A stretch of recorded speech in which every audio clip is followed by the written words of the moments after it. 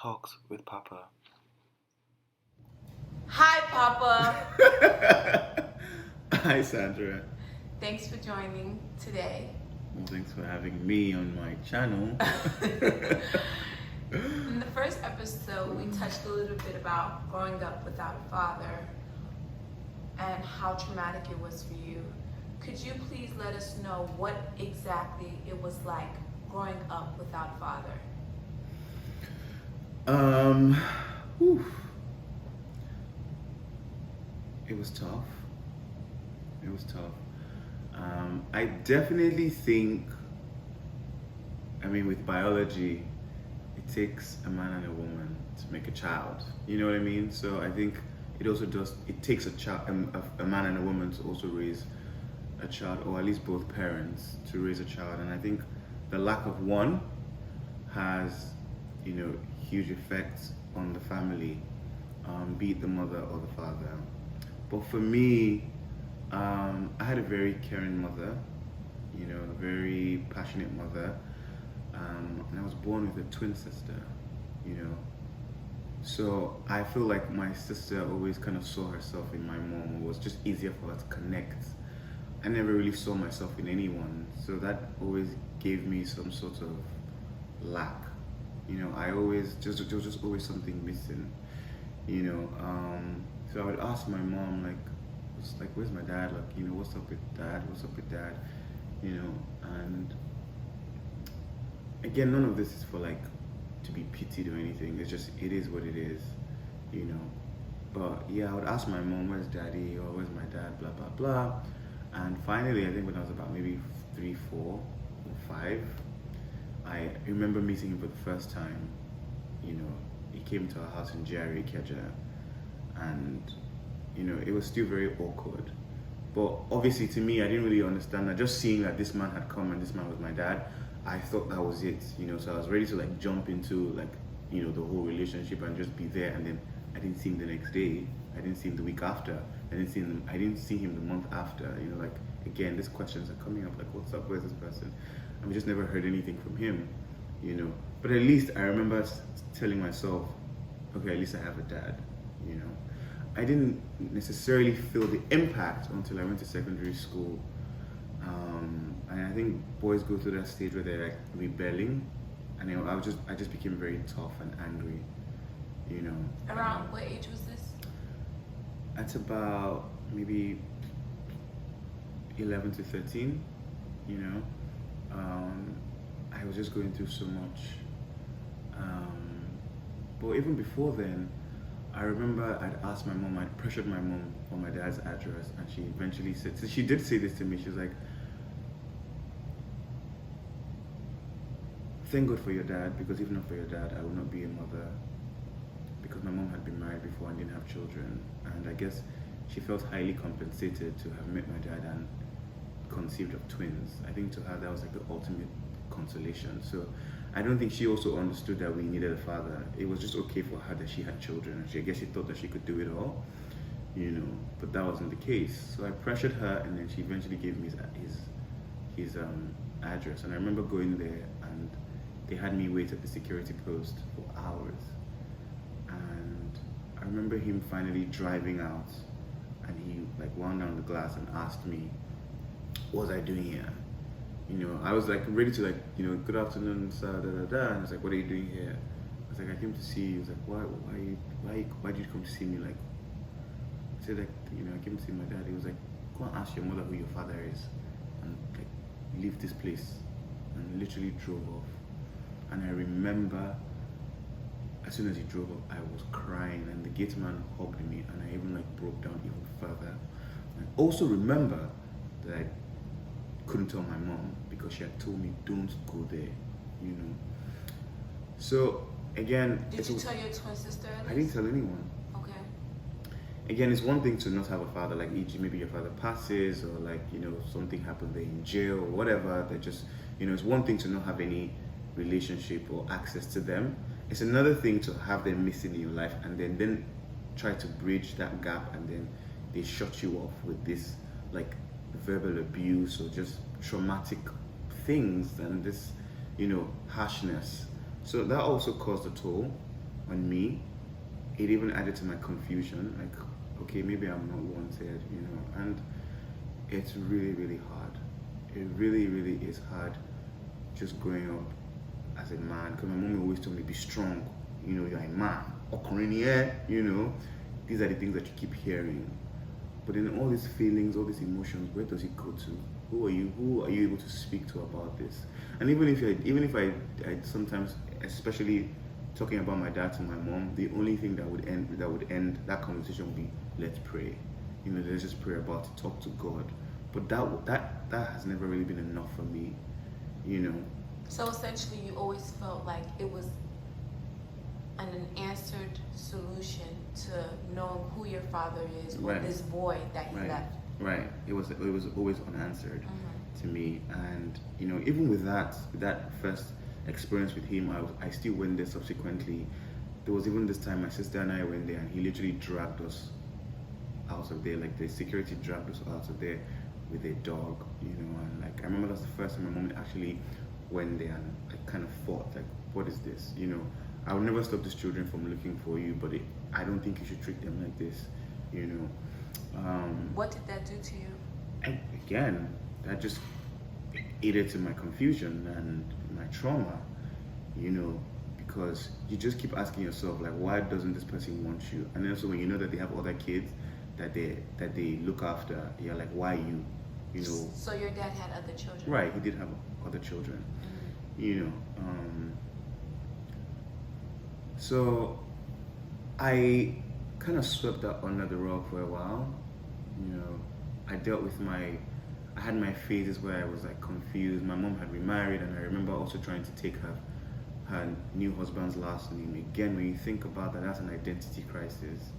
Because if I was secure in myself and I had a relationship with my father, or even my father's family, I would have some sort of connection, of my heritage, and I guess be proud of it. But I didn't have that.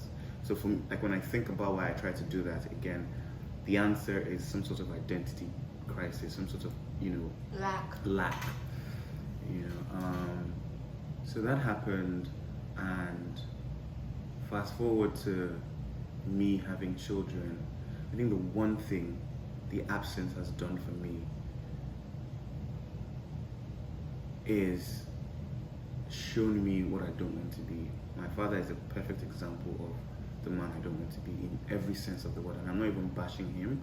I have love for him. There's never hate in my heart for anyone, but I guess his absence in my life made me understand the presence of my life in my own children's life, and I think with our generation, we have to be very intentional with, like, having children. It could even be a one-night stand. If the woman's choice is to keep that child, I think you need to find a way around that situation. I know it's never easy, but if that keeps happening, the cycle keeps going further, and there will be a lot of children who grow up without a father and have this, problem identifying themselves.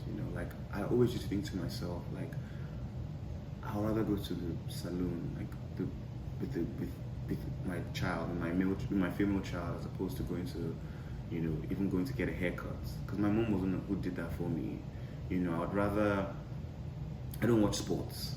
I'm not like your typical type of guy who did like this, masculine things, and I thought that was a problem, but again, when you think about it, that's an insecurity, because what is really the standard? What is really the blueprint of being a man? What does that really look like?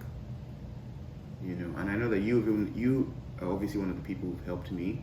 I remember, like, back in 2-3 years ago, when I would complain about, like, state my fears to you about having a son, when we found that we were having Yazid, and you would say, Papa, the most important thing is you just being present. That's all your child needs from you in that moment, your presence. And it does a lot for a child, just being there, letting them know that you care, like your physical touch, your attention, your time. These things money can't buy. And a lot of African parents think that, if they take you to the best school, you have the best clothes, they've kind of compensated for the lack. But it doesn't fill that void. It never fills that void, So that absence in my life really shaped who I am. it made me more intentional with parenting. It made me more intentional with being a father. And also, to our last episode, when we talk about vulnerability, I had to admit to myself that this was what this had caused in my life. Me having this insecurities, this self-doubt, caused me to fear, the idea of having a boy. But we really sometimes don't need an example to be the best version of ourselves. You can become the example. Right, you can become the example, and I really thank God, because I never want to be a pity party. I never want to seem like, oh yeah. I never want to be that, because I've always reasoned against like the problems or the things that I fear. I remember I had a meeting in Nigeria with somebody I was going to work with, and he said to me, oh, like, I know that you're in fashion just to spend daddy's money. Like, that's what he thought of me. And he's like, actually, he said that to me, like, he sees me doing fashion as just a way of spending my father's money.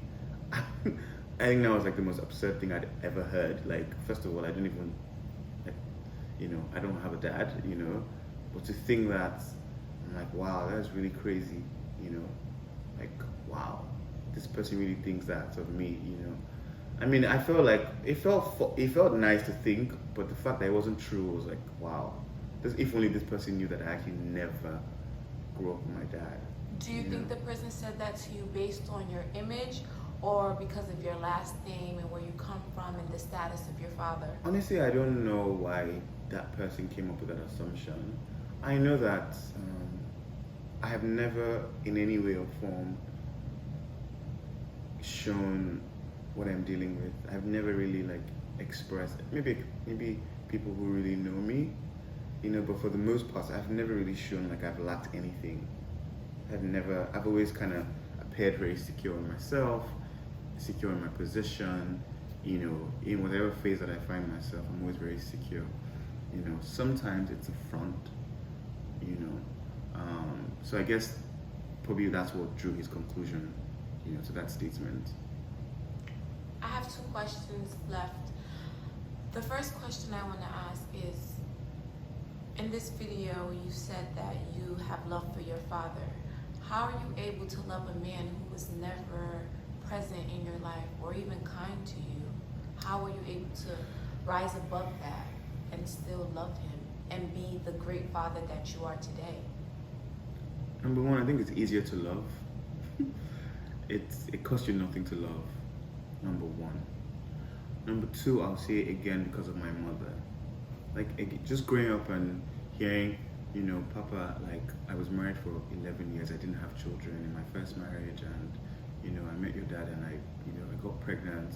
If not for him and God, I would not be a mother. So I thank God for him. I thank God for you guys in my life. Like, if not for him, I wouldn't have you guys, and I really love you guys. So when you keep hearing that, even when like I would go back to her to say, at some point, like the incident of him literally dragging us out of his office, even in spite of that, going home, as you say, is still your dad, and at the end of the day, you have to still love him.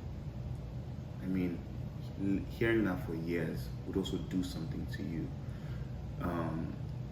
So yes, my mom hated that, and I also don't have hate in me. It costs too much to hate. And again, I feel like not having him in my life is literally the best thing that's happened to me, because I may not have been this person that I am. I may not have been this sort of father. I mean, I've only been a father 3 years now, but it's not really by how long, at the end of the day. And I know that my intention and my consciousness at being a father stems from the absence, so I owe him that. And I've come to that realization, and because of that realization, I can't have any hate for him.